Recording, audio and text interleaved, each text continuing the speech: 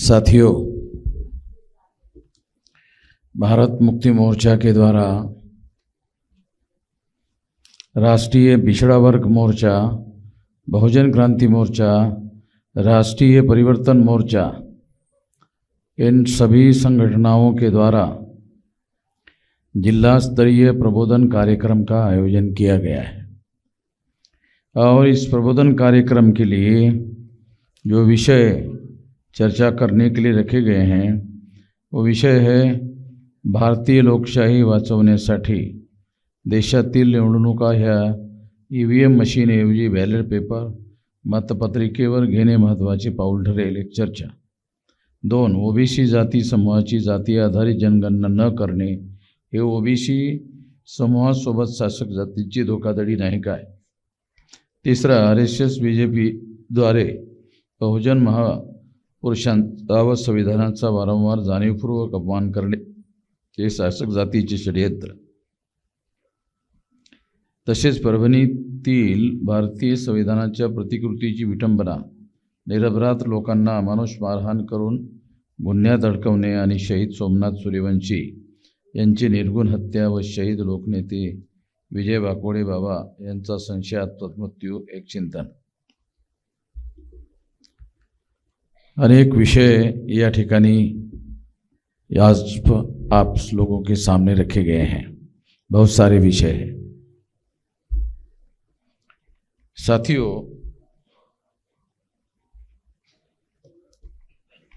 यहाँ विषय में परभणीतील भारतीय संविधानाच्या प्रतिकृतीची विटंबना, निरपराध लोकांना अमानुष मारहाण करून गुन्ह्यात अडकवणे आणि शहीद सोमनाथ सूर्यवंशी याची निर्गुण हत्या व शहीद लोकनेते विजय वाकोडे बाबा यांचा संशयास्पद मृत्यू, हे जे खास करून परभणीला आणि या भागातील मुद्द्यांना धरून हे मुद्दे या ठिकाणी ठेवण्यात आलेले आहेत, रखे हुए हैं ये मुद्दे। तो क्यों हो रहा है ये? जो ऐसा सरकारी यंत्रणा के द्वारा, पुलिस के द्वारा जिन पुलिस लोगों की व्यवस्था लॉ एंड ऑर्डर मेंटेन करने के लिए की गई है, भारतीय संविधान के द्वारा लॉ एंड ऑर्डर मेंटेन करने के लिए पुलिस की व्यवस्था है और पुलिस ही लोगों की हत्या करने तक का काम कर रही है। यानी सबसे बड़ा अपराध भारतीय संविधान या भारतीय जो कानून प्रणाली है या दंड विधान है, उसमें हत्या सबसे बड़ा अपराध माना गया है। और ये अपराध केवल परभणी में नहीं हो रहा है, तो सारे महाराष्ट्र में, सारे देश भर में इस तरह की घटनाएं हो रही है। क्यों हो रही है? मैं आप लोगों के सामने ये सवाल इसलिए उठा रहा हूं क्योंकि मैं आपको वो बात समझाना चाहता हूं कि ये क्यों हो रही है। EVM मशीन के द्वारा अगर सरकार चुनकर आने लगे और सरकार बनाने वाले लोगों को ऐसा लगे कि हम लोग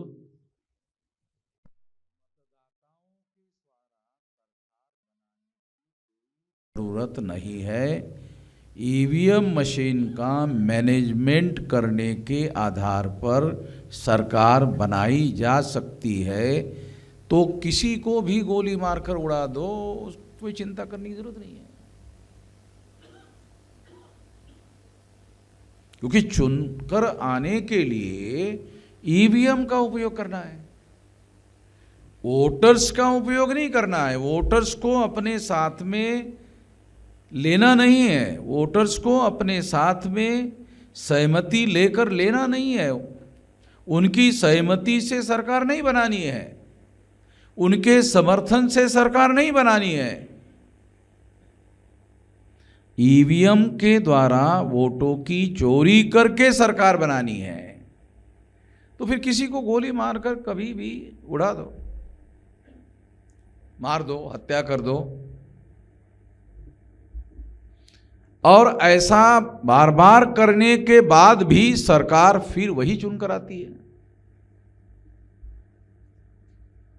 मुझे नहीं लगता आप लोगों को ये जो बात मैं बता रहा हूं ये बात समझ में आ रही है। तुम्हाला येऊन राहिली वाटते थोड़ी। इसका जो संबंध है वो ईवीएम के साथ है, क्योंकि जो सरकार बनाने वाले लोग हैं उन लोगों को ऐसा लगता है मतदाताओं के द्वारा, उसके सहमतियों के द्वारा, उसके समर्थन के द्वारा हमको चुनकर आने की जरूरत ही नहीं है। ईवीएम का मैनेजमेंट करो, ईवीएम की तैयारी करो। आप लोग सुनकर हैरान हो जाओगे, जहां हमारे देश में ईवीएम मशीन का प्रोडक्शन हो रहा है वहां प्रोडक्शन का मैनेजमेंट देखने वाले लोग आरएसएस और भाजपा के लोग हैं। उस फैक्ट्री के जहां ईवीएम बनाई जा रही है, जो डाटा सामने आ रहा है उस डाटा के आधार पर आपको बता रहा हूं कि वहां आरएसएस और भाजपा के लोग हैं, क्योंकि वो सेंट्रल गवर्नमेंट का कारखाना है, फैक्ट्री है। और सेंट्रल गवर्नमेंट में जो नरेंद्र मोदी को सामने रखा गया है, नरेंद्र मोदी सरकार नहीं चला रहा है, नरेंद्र मोदी सरकार नहीं चला रहा है। आप सोचते होंगे अरे क्या बात कर रहे हो भाई, नरेंद्र मोदी ओबीसी है। मैं आपको थोड़ा सा सबूत के साथ बताना चाहता हूं, मैं कोई बात बगैर सबूत के बात करने का आदी नहीं हूं। नरेंद्र मोदी ओबीसी है और ओबीसी की सबसे बड़ी जरूरत जाति आधारित गिनती की है, और ओबीसी का ही आदमी प्रधानमंत्री है, और ओबीसी की ही जाति आधारित गिनती करना जरूरी है, सबसे ज्यादा जरूरी है।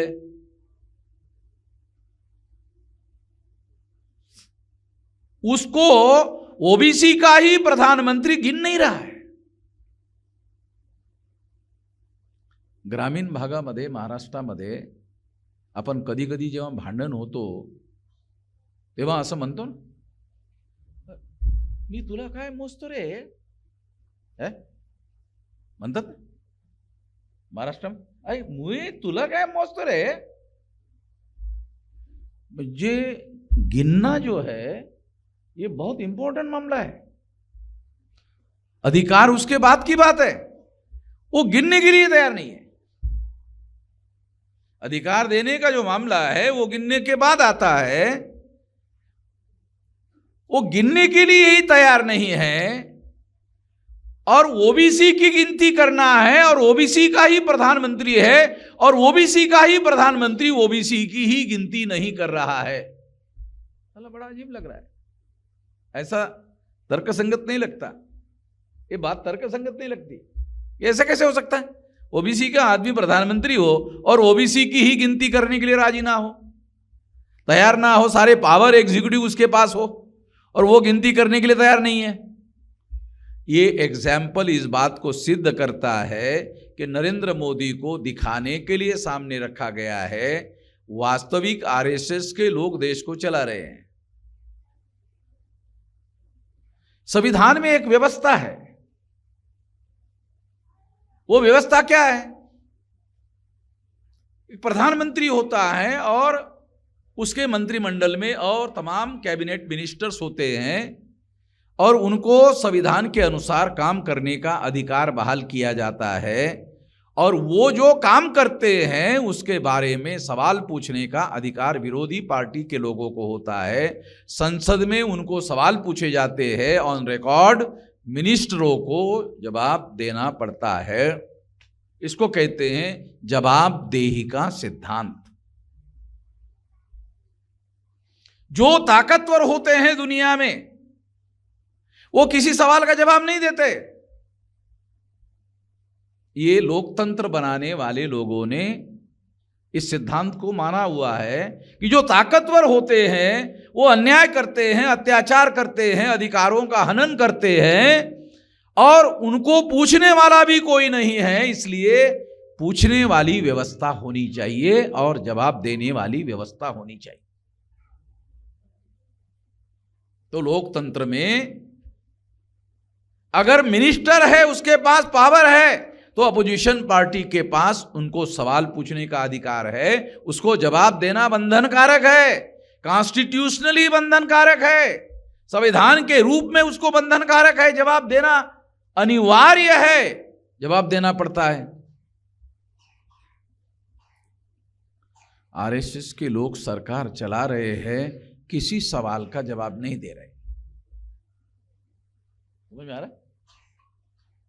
सरकार आरएसएस के लोग चला रहे हैं, जवाब नरेंद्र मोदी को पूछा जा रहा है, सवाल नरेंद्र मोदी को पूछ रहे हैं, सरकार आरएसएस के लोग चला रहे हैं और कोई भी आरएसएस को सवाल नहीं पूछ रहा है और आरएसएस किसी सवाल का जवाब नहीं दे रहा है।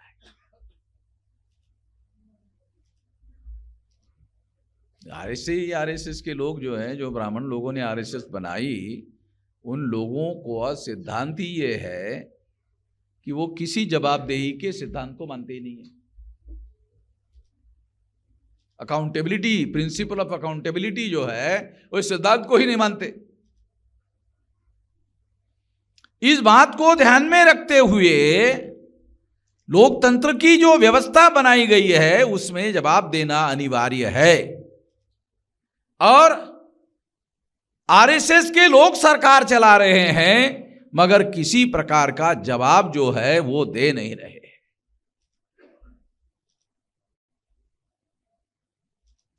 इस वजह से क्या हो रहा है, मोदी को लगता होगा ओबीसी की गिनती होनी चाहिए, ऐसा लगता होगा, ये ओबीसी का ही आदमी है। ओबीसी के आदमी को नहीं लगता होगा ऐसा तो नहीं माना जा सकता। लगता होगा उसको कि गिनती होनी चाहिए।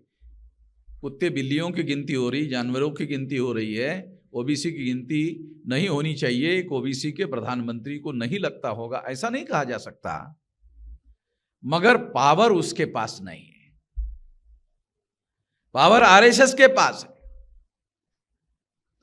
नरेंद्र मोदी को आरएसएस के लोगों ने चुनाव के पहले प्रधानमंत्री पद का कैंडिडेट घोषित किया।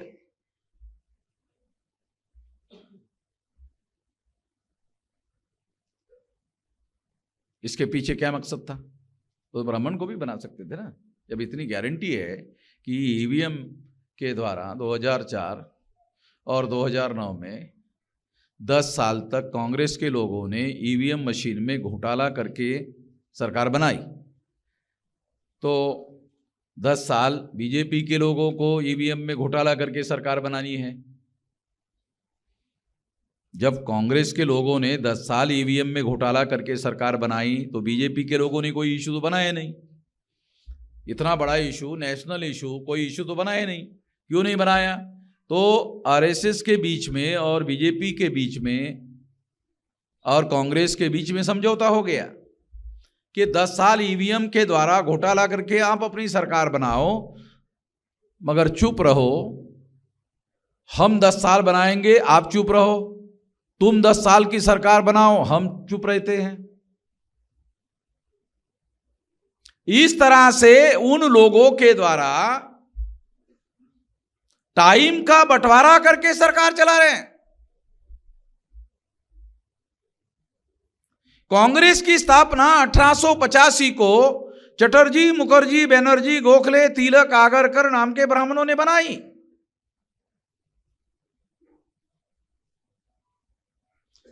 एससी, एसटी, ओबीसी के, माइनॉरिटी के लोग कांग्रेस की सबसे ज्यादा झाड़ू मारने वाले लोग हैं, सेवा करने वाले लोग हैं, सबसे ज्यादा वोट देने वाले लोग हैं। मगर ब्राह्मणों ने कांग्रेस बनाई। चटर्जी, मुखर्जी, बनर्जी, गोखले, तिलक, आगरकर ने 1885 को कांग्रेस बनाई। कांग्रेस बनाने में एससी, एसटी, ओबीसी और माइनॉरिटी चारों लोग नहीं थे, केवल ब्राह्मण थे। 1885 को केवल ब्राह्मणों ने कांग्रेस बनाई।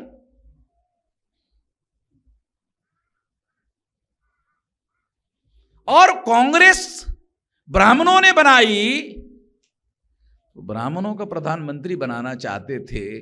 पंडित जवाहरलाल नेहरू को 15 अगस्त 47 को प्रधानमंत्री बना दिया। रिकॉर्डेड बातें, जो थ्योरी, जो सिद्धांत बता रहा हूं उसका व्यवहारिक सबूत भी आपके सामने बता रहा हूं।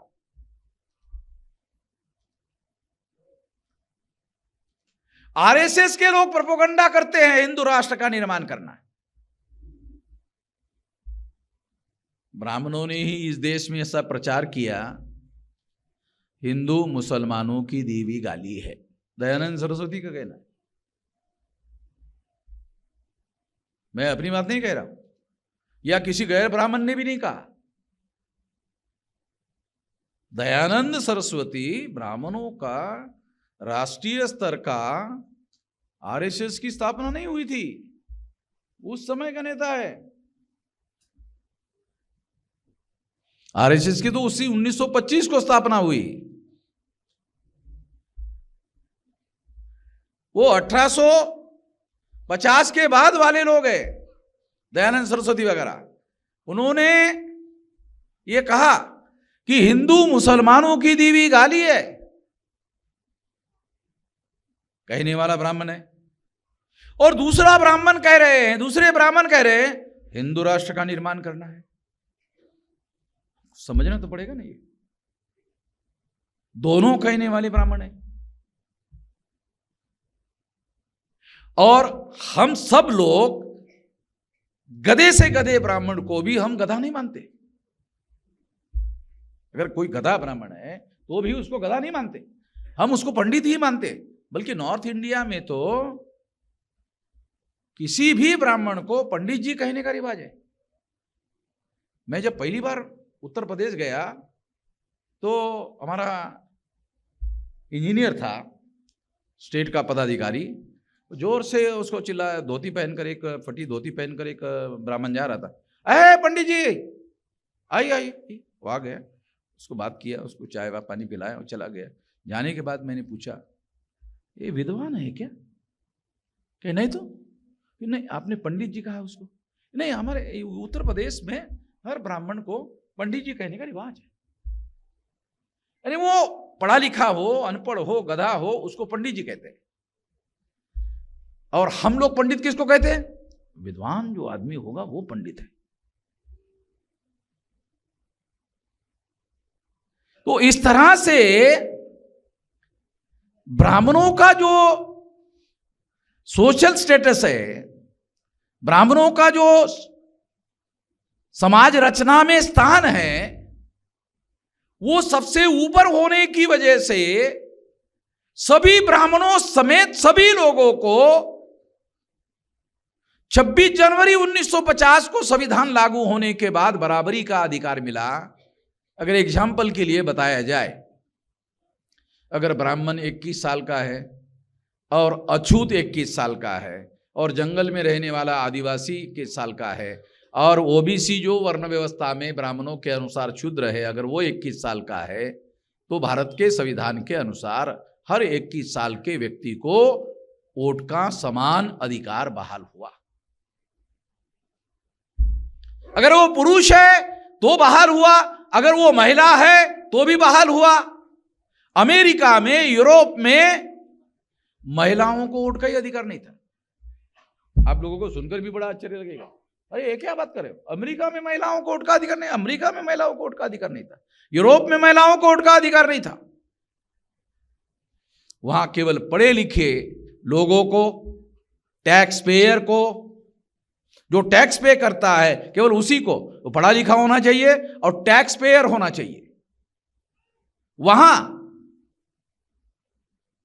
मगर 26 जनवरी 1950 को जब संविधान लागू हुआ तो बाबा साहब आम्बेडकर ने सभी लोगों को irrespective of caste, creed, religion, place of birth का क्या मतलब है? ये हम लोग, बाबा साहब आम्बेडकर ने संविधान लिखा, संविधान लिखा, संविधान लिखा, संविधान लिखा, हम लोग बोलते रहते। मैंने कुछ लोग देखा क्या तो मेरे तरफ देखने लगे, अरे क्या बोल रहा है आदमी। जो लोग संविधान की बातें करते रहते हैं, मैंने उनको देखा क्या, मैंने पूछा नहीं पढ़ा क्या, मैंने उनको नहीं पूछा पढ़ा क्या, नहीं पूछा देखा क्या। शायद ये लोगों ने मेरा सुना है इसलिए संविधान की कॉपी है शायद, चलो यार कम से कम देख तो लो। पता नहीं वो कौन सी भाषा में, अंग्रेजी में है क्या? ठीक, मुझे तुम्ही समजदार माणसात बाबासाहेब आंबेडकरांनी ते अंग्रेजी में लिखा हुआ है, तो आप लोगों ने उसको ट्रांसलेटेड मराठी की कॉपी हमारे लोगों को दी, तो उनको जितने लोगों को भी आपने दी उन लोगों को एक लिखित लेटर जो है कि आपने स्वीकार किया कॉपी, बहुत बहुत आभार है, आपको इसको पढ़ना चाहिए, ऐसा हमारा अनुरोध है, इसको आप पढ़ लीजिए। 2-4 पन्ने पढ़ने के बाद भी उसमें पढ़ने का इंटरेस्ट नहीं है। मतलब संविधान पढ़ोगे तो किसी को पढ़ने का, संविधान पढ़ने का इंटरेस्ट नहीं आएगा, क्योंकि उसकी लैंग्वेज जो है, कॉन्स्टिट्यूशन की जो लैंग्वेज है वो रुक्ष लैंग्वेज होती है, लीगल लैंग्वेज जो है वो इस तरह की है। नहीं तो कथा कहानियां, आदमी क्या करता है जब कथा कहानियां लेता है, पढ़ता है, तो पूरी करने के बाद ही उठता है, उसमें इंटरेस्ट होता है। तो कॉन्स्टिट्यूशन की कॉपी जो है उसमें कथा कहानी नहीं है।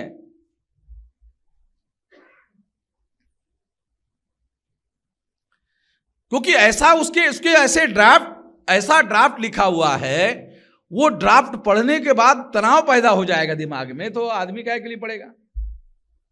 उसको समझ में ही नहीं आएगा कि ऐसा ड्राफ्ट क्यों लिखा गया है। साथियों, हम लोग संविधान के बारे में और बाबा साहब आम्बेडकर ने लिखा ऐसा कहते रहते हैं, मगर हमारे लोगों को संविधान के बारे में बहुत कुछ जानकारी नहीं है। मैं ऐसा मानता हूं, बहुत ज्यादा जानकारी को छोड़ो, अगर बहुत ज्यादा जानकारी की जरूरत अगर आपको है तो आप उसका स्टडी कर सकते हैं। वकील लोग भी, मैंने ऐसे बहुत सारे वकील देखे, कोर्ट में केस लड़ने के लिए संविधान पढ़ते हैं। मैंने किसी वकील को संविधान समझाने का काम लोगों को किया है, ऐसा मुझे किसी वकील के द्वारा मुझे जानकारी नहीं मिली। मैंने कई बार जो है, मैं तो एक अभियान ही चलाया था देश भर संविधान समझाने के लिए, कि लोगों को बातें जो है थोड़ी बहुत समझ में आ जाए। मैं वकील नहीं हूं, मगर संविधान लिखने का काम वकीलों ने नहीं किया। संविधान लिखने का काम संविधान सभा में सारे के सारे वकील नहीं थे। जो संविधान सभा में चुनकर जाने वाले लोग थे, रिप्रेजेंटेटिव थे, वो सारे वकील नहीं थे। जब बहस होती थी तो बहस में वो सारे गैर वकील लोग पार्टिसिपेशन करते थे, सजेशन देते थे, और बहुत बार उन सजेशनों को बाबा साहब आम्बेडकर स्वीकार करते थे, मानते थे। वो वकील ना होने के बावजूद भी मानते थे। तो संविधान को हम लोगों को एक मौलिक दस्तावेज इस संदर्भ में ध्यान रखना चाहिए कि यदि आप मनुस्मृति को पढ़ लो, मनुस्मृति ने आप लोगों को किसी प्रकार का कोई अधिकार नहीं दिया, और संविधान ने मनुस्मृति को पूरी तरह से रद्द कर दिया और सभी मनुष्य मात्र को बराबरी के अधिकार घोषित कर दिया। हर 21 साल के व्यक्ति को वोट का अधिकार बहाल हुआ। इसके आधार पर क्या हुआ? सारे इंसान बराबर है, कम से कम राजनीतिक रूप से। वोट का अधिकार राजनीतिक है, और सभी 21 साल के व्यक्ति को बाद में उसे 18 साल कर दिया गया। जब बाबा साहब आम्बेडकर ने लिखा था 21 साल ही था। बाद में राजीव गांधी के दौरान 18 साल हुआ। तो जो संवैधानिक अधिकार हैं हमारे लोगों के, उसके बारे में कम से कम हम लोग अपने लोगों को तैयार करें और उसे अमल में लाने की कोशिश करें। अमल में कैसे आएगा? दूसरा सवाल। मैं सवाल उठाकर आप लोगों के सामने जवाब देने की कोशिश क्यों कर रहा हूं? क्योंकि फिर आप लोगों को सवाल के बाद फिर जवाब देना चाहिए, क्योंकि लोग बोलेंगे अरे आपके सवाल है तो आपको ही जवाब देना चाहिए। तो मैं इसीलिए सवाल उठाकर जवाब दे रहा हूं कि संविधान पर अमल करना है। जो ब्राह्मण जिसकी धार्मिक आस्था सारे इंसान बराबर नहीं है ऐसी है, और भारत के संविधान की आस्था है सारे इंसान बराबर है। तो ब्राह्मण तो भारत के संविधान को अपना दस्तावेज मानने के लिए राजी नहीं है मन से, मगर हम लोगों को जिनको 2-3 हजार साल में किसी प्रकार के कोई अधिकार नहीं मिले, उन सभी लोगों को बराबरी के अधिकार बहाल किए गए। और जिनको बराबरी के अधिकार बहाल किए, संविधान के द्वारा बराबरी के अधिकार बहाल किए, उस पर अमल करने का सबसे बड़ा अधिकार वोट का अधिकार है।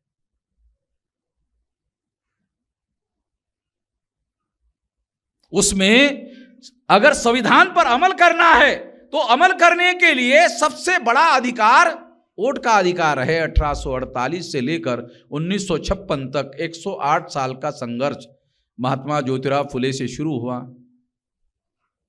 फुले शाहू आम्बेडकर के द्वारा 108 साल का संघर्ष किया गया। 108 साल का संघर्ष जिन उद्देश्यों और विचारधारा के आधार पर यह आंदोलन चला, भारत के संविधान में दस्तावेजीकरण करने का काम बाबा साहब आम्बेडकर ने किया। गांधी जी की ऐसी कोई विचारधारा नहीं थी जो संविधान की विचारधारा है। गांधी जी तो वर्ण व्यवस्था को मानते थे। गांधी जी ने किताब लिखी भी है और उसमें उन्होंने कबूल किया हुआ है, वो वर्ण व्यवस्था को मानते। जो आदमी वर्ण व्यवस्था को मानता है वो जाति व्यवस्था को मानता है। जो आदमी जाति व्यवस्था को मानता है वो अस्पृश्यता को मानता है, वो गैर बराबरी को मानता है।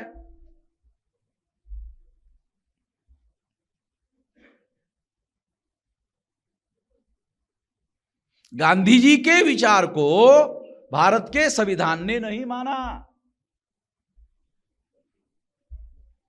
आप लोग हैरान हो जाओगे, ऐसी चर्चा भी बाद में चली कि संविधान में गांधी जी के विचार को मान्यता नहीं है।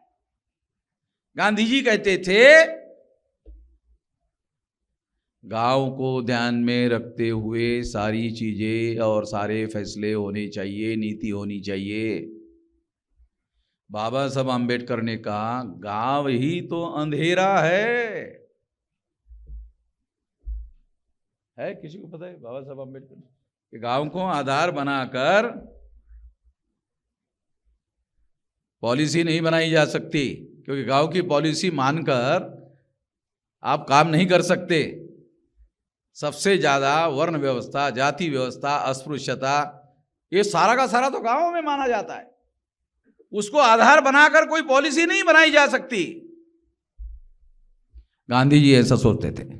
इसलिए जब संविधान लागू हुआ तो ऐसी बड़ी चर्चा हुई रिकॉर्ड में कि ये संविधान में तो गांधी जी को माना ही नहीं गया, गांधी जी की एक बात को भी नहीं माना गया।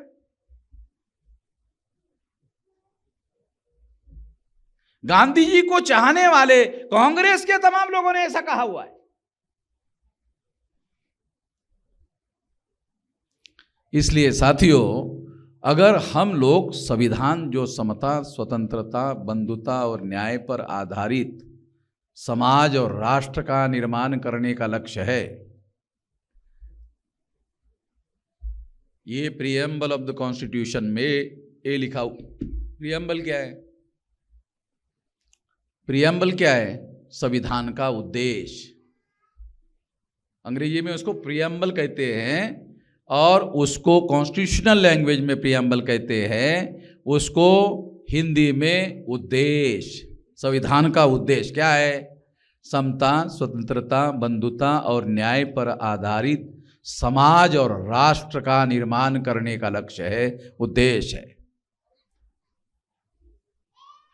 ब्राह्मण लोग इसको लागू करेंगे? उनकी आस्था, उनकी श्रद्धा वर्ण व्यवस्था में है, वो ऐसा कर नहीं सकते। जो लोग जिन लोगों के हक में है, फायदे में है, उनके लिए है, जो वर्ण व्यवस्था और जाति व्यवस्था के और अस्पृश्यता के शिकार लोग हैं, वो लोगों को संविधान पर अमल करना चाहिए। कैसे होगा अमल? क्या संगठित शक्ति के बगैर हम अमल कर सकते हैं? संगठित शक्ति के बगैर संविधान पर हम लोग अमल नहीं करवा सकते। तो हमें सबसे पहले प्राथमिकता में संगठित शक्ति निर्माण करने पर ज्यादा जोर लगाना चाहिए। मेरी उम्र 19 साल की थी, नौकरी लग गई 18 साल में लगती थी भारत में। अमेरिका में, यूरोप में 16 साल में लगती है, भारत में 18 साल में लगती है। तो 18 साल में 19वें साल में मुझे नौकरी लगी, सेंट्रल गवर्नमेंट में जॉब में मैं चला गया। और वहाँ जाने के बाद में, वहाँ जब गया तो जाने के बाद वहाँ जो सेक्शन सुपरवाइज़र था, उसने एक सीनियर कर्मचारी को कहा, वो भी शेड्यूल कास्ट का था, कि इनको ट्रेनिंग दे दो। वो मुझे 6 बजे तक डिपार्टमेंट का ट्रेनिंग देता था और 6 बजे के बाद वो मुझे बामसेप में लेके जाता था। मेरा 2-2 ट्रेनिंग होता था, एक सेंट्रल गवर्नमेंट का और एक बामसेप का। पहले ही दिन वो मुझे बामसेप में लेके गया। और बामसेप के मीटिंग में जाने के बाद मैंने बामसेप के मीटिंग में उन लोगों की बातों को सुना। सुनने के बाद मुझे लगा ये अच्छी बात है, ये काम करना चाहिए। तो मैंने इतना ज्यादा करना शुरू कर दिया कि जो व्यक्ति मुझे लेके गया था उसी को मार्गदर्शन करने लगा। कौन आदमी कितना इन्वॉल्व करता है अपने आप को, मेंटली कितना इन्वॉल्व करता है, उसके ऊपर निर्भर करता है। तो इस तरह से मुझे 2-3 साल में ही ऐसे लगा कि ये काम जो आदमी मुझे लेके गया था, ये काम नौकरी में रह के वे नहीं कर सकते। मैंने नौकरी छोड़ दिया। ये ऐसा काम है जिसमें 2400 घंटे का समय लगाया जाना चाहिए। तो मैंने अपनी नौकरी छोड़ दिया। सेंट्रल गवर्नमेंट का कंफर्म मेरा जॉब था, वो मैंने छोड़ दिया। और ये सारा अनसिक्योर था, वो काम मैंने छोड़ दिया। जो सिक्योर नौकरी थी, वो अनसिक्योर काम के लिए मैंने ये नौकरी छोड़ दी और जिंदगी को दांव पर लगा दिया और उस काम को मैंने करना शुरू कर दिया। लंबा समय लगाकर, बहुत लंबा समय लगाकर, अभी मेरी उम्र जो है 68 रनिंग चल रही है, बहुत लंबा समय लगाकर संगठन बनाने पर मैंने सबसे ज्यादा ध्यान केंद्रित किया। और आज 32 राज्यों के 625 जिलों में संगठन है। केवल बांग्लादेश के बॉर्डर पर नहीं है, ब्रह्मदेश के बॉर्डर पर और बांग्लादेश के बॉर्डर पर जो 4 स्टेट है, वो 4 स्टेट अगर छोड़ दिए जाए तो बाकी सारे देश भर में 36 में से 32 राज्यों में संगठन फैला दिया। तमाम ऐसी जगह पर जहां मैं लैंग्वेज नहीं जानता, उनकी लैंग्वेज नहीं जानता, और तमाम तरीके का उपयोग करते हुए इतना बड़ा संगठन खड़ा किया। अभी मैं वही बात आपको समझा रहा हूं कि ये जो समता, स्वतंत्रता, बंधुता और न्याय पर आधारित समाज और राष्ट्र का निर्माण करना है, ये वो लोग नहीं कर सकते जिनकी आस्था नहीं है, विश्वास नहीं है। ब्राह्मणों की आस्था नहीं है, विश्वास नहीं है, वो इस पर अमल नहीं कर सकते। हम लोगों की जिम्मेदारी है।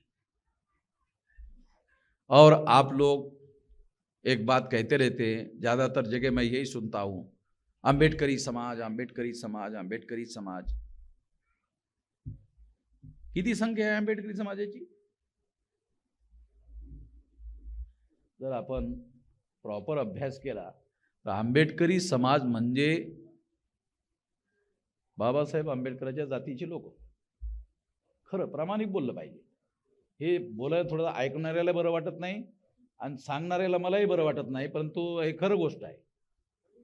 आपण बोलताना आंबेडकरी समाज म्हणत राहतो, बोलताना लिहिताना असं म्हणत राहतो, तेव्हा आपल्याला हे पण समजत नाही कोणता शब्द प्रयोग केला पाहिजे.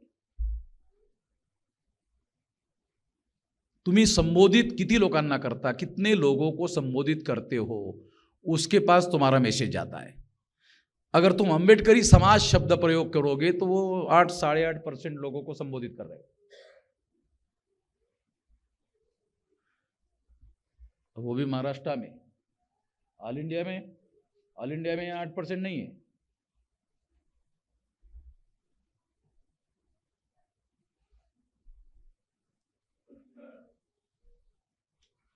तो ये जो बात मैं आप लोगों को मौलिक रूप से बता रहा हूं, सबसे ज्यादा जागृत लोग आंबेडकरी है, और आंबेडकरी लोगों को ही ये समझ में नहीं आ रहा है कि 85% लोगों को संबोधित कैसे करना है। 85% लोगों को आंबेडकरी नहीं कह सकते आप। अगर आपने 85% लोगों को आंबेडकरी कहा, उनको रिसीव्ड नहीं होगा मैसेज, तो मैसेज रिसीव नहीं होगा, तो आपको ये भी प्राइमरी समझ भी नहीं है, ये प्राइमरी समझ भी नहीं है।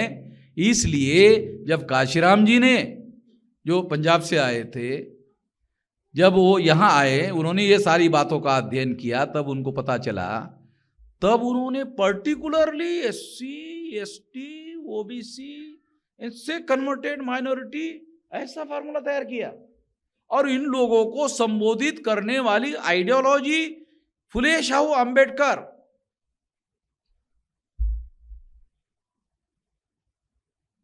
बाबा साहब अंबेडकर को बहुत कट्टरता से मानने वाले जो लोग हैं, बहुत कट्टरता से, बहुत ईमानदारी से मानने वाले जो लोग हैं, वो फुले शाहू अंबेडकर नहीं कहते, म्हणते हे हा शब्द प्रयोग सुद्धा म्हणता येत नाही त्यांना। एक जाति के आदमी को हम लोग संबोधित करते हैं, और 85% लोग हमारे आंदोलन में आना चाहिए, ऐसी हमारी इच्छा रहती है, मगर हमारा संबोधन बहुत कम लोगों के लिए रहता है। तो हमें तो यही समझ में नहीं आता कि जब हम लोग 85% लोगों को जागृत करना चाहते हैं, इकट्ठा करना चाहते हैं, संगठित करना चाहते हैं, संगठित शक्ति का उपयोग और प्रयोग परिवर्तन करने के लिए करना चाहते हैं, तो हमको बोलना कैसे चाहिए, बोलने के लिए कौन से शब्दों का उपयोग और प्रयोग करना चाहिए। इसलिए हमारे लोगों को निश्चित रूप से हमारे महापुरुषों पर हमारे लोगों का निश्चित विश्वास है, बल्कि यह कहा जा सकता है कि वो अनुयायियों के बजाय भक्त हो गए, अनुयायियों के बजाय भक्त हो गए हैं। भक्त होना और अनुयायी होना में फर्क है। भक्त होने के बाद क्या किया जाता है, सवेरे सवेरे आदमी उठता है, नहा लेता है, अगरबत्ती लेता है, बाबा साहब आंबेडकर के पुतले फोटो के सामने ऐसा लगा देता है, भक्त हो गया, ये हो गया भक्त। अनुयायी का क्या मतलब क्या है, जो अधूरा रहा हुआ कार्य पूरा करने का, कार्य करने के लिए जतन करता है, तैयारी करता है, और अपने आप को उसके लिए तैयार करता है, वो अनुयायी। शब्दों के अर्थ होते हैं। लोकतंत्र में शब्द ही हथियार होते हैं, शब्दों को ही हथियार बनाना पड़ता है। चाकू, छुरी, बंदूक, गोली का उपयोग करने के लिए कानूनन पाबंदी है। केवल शब्दों को ही आप हथियार बना सकते हैं, शब्दों के अलावा किसी को हथियार नहीं बना सकते, क्योंकि वो अलाउ नहीं है। शब्दों को ही अगर हथियार बनाना है तो फिर चॉइस करने का हुनर आपके पास होना चाहिए कि कौन सा शब्द प्रयोग करना होगा, कौन सा शब्द प्रयोग करने से हम 85% लोगों को जगा सकते हैं, जोड़ सकते हैं, संगठित शक्ति का निर्माण कर सकते हैं, और फिर संगठित शक्ति का उपयोग और प्रयोग परिवर्तन करने के लिए कर सकते हैं।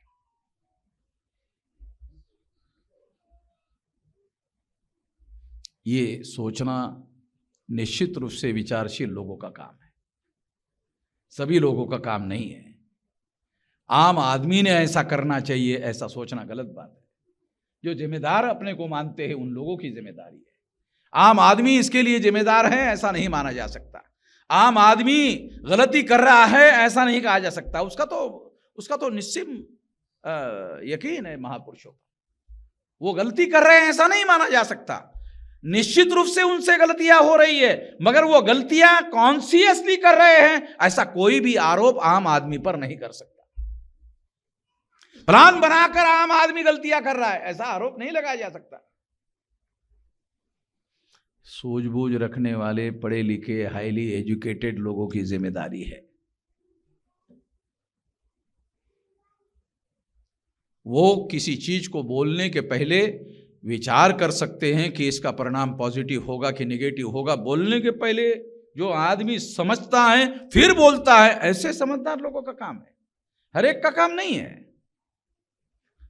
ऐसे लोगों का काम नहीं है पहले बोल देता है, उसका नेगेटिव परिणाम होता है फिर पश्चाताप करता है। ऐसे लोगों का काम नहीं है।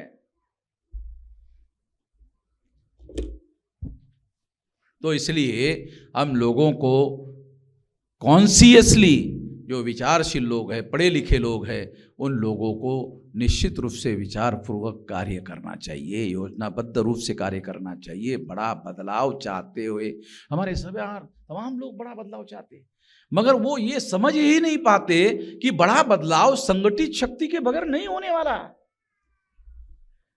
ये भाषणों से होने वाला नहीं है। बड़ा बदलाव संगठित शक्ति से होगा। मैं अभी 68 मेरी रनिंग चल रही है, मैंने 75% से ज़्यादा समय संगठन निर्माण करने के लिए लगाया। अभी मैंने मैदान में आंदोलन शुरू करने का ऐलान किया कि 9 अप्रैल को जेल भरो होगा, फिर 1 जुलाई को भारत बंद होगा, और ये 625 जिलों में होगा। महाराष्ट्र के तो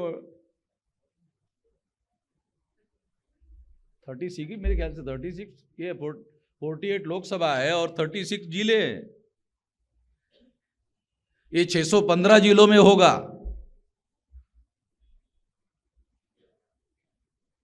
और इसके लिए इतना लंबा समय लगाकर संगठित शक्ति निर्माण करने का कार्य करना पड़ा, तब जाकर के ये हुआ जो बदलाव। आप लोग ये सोचते होंगे कि आरएसएस बनाने वाले 3.5% लोग हैं तो दिल्ली में उनकी सरकार कैसे आ गई।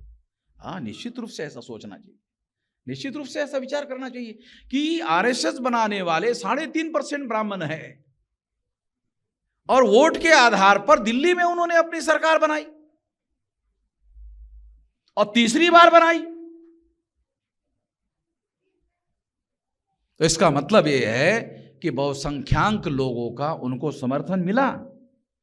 वो समर्थन 3.5% ब्राह्मणों ने हासिल करवाया और उसके आधार पर सेंट्रल गवर्नमेंट पर कब्जा किया।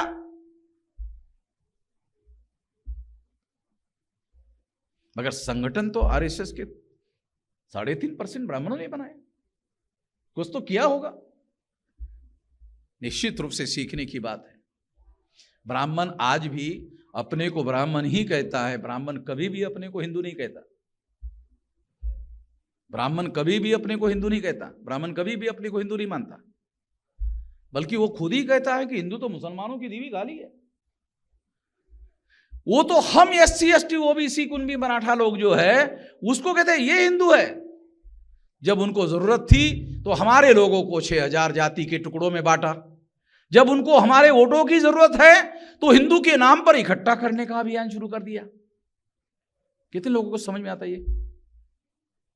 जब उनको जरूरत थी तो 6000 जाति के टुकड़ों में बांटा, और जब उनको जरूरत पड़ी तो हम लोगों को हिंदू के नाम पर इकट्ठा करना शुरू कर दिया। उनको केवल हमारे वोट चाहिए, हिंदू से उनको कोई लेना देना नहीं है। जो लोग कहते हैं हिंदू हिंदू वगैरह, ये हिंदू धर्मशास्त्र क्या है? वेद, श्रुति, स्मृति, पुराण, रामायण, महाभारत, गीता। इसका मूल धर्म क्या है? वर्ण धर्म। इसका मूल धर्म क्या है? इसका वर्ण धर्म है।